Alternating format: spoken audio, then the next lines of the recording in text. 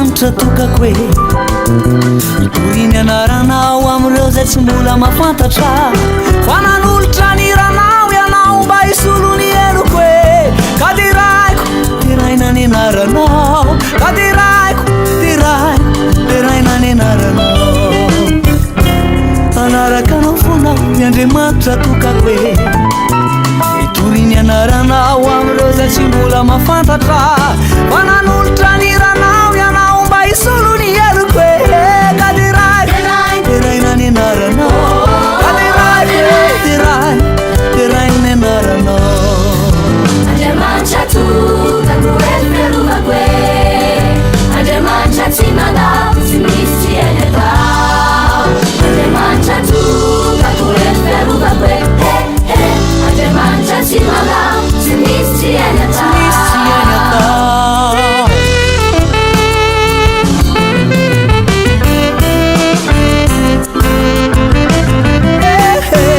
tantananao fonao ninina otako hoe narovanao atramina debe ny adalana zay vitako hoe tsy navelanao irery fitahina tsy lany no hitako hoe ka teraiko teraina ny anaranao ka teraiko teraina ny anaranao tantananao fonao ninina otako hoe narovanao atramina debe ny adalana zay vitako tsy navelanao irery fitahina tsy lany no hitako hoe ka teraina ny anaranao ka teraiko teraina ny anaranao Andriamanitra tokako hoe fiarovako hoe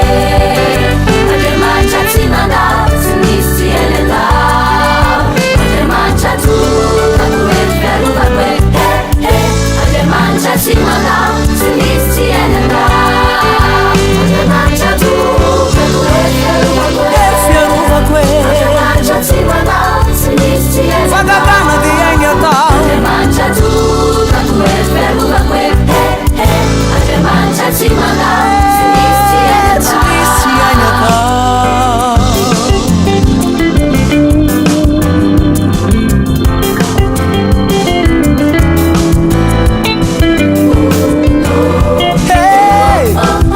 fatokana tsy mandao ny Andriamanitra ye mahagaga fanolotsaina rainy mandrakizay andriany fiadanany Andriamanitra tokako hoe sady eny fiarovako hoe Andriamanitra raina ny zavatra Andriamanitra tsy mandao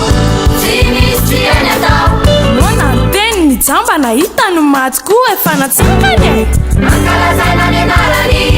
lehibe ny fitiavany Andriamanitra tokana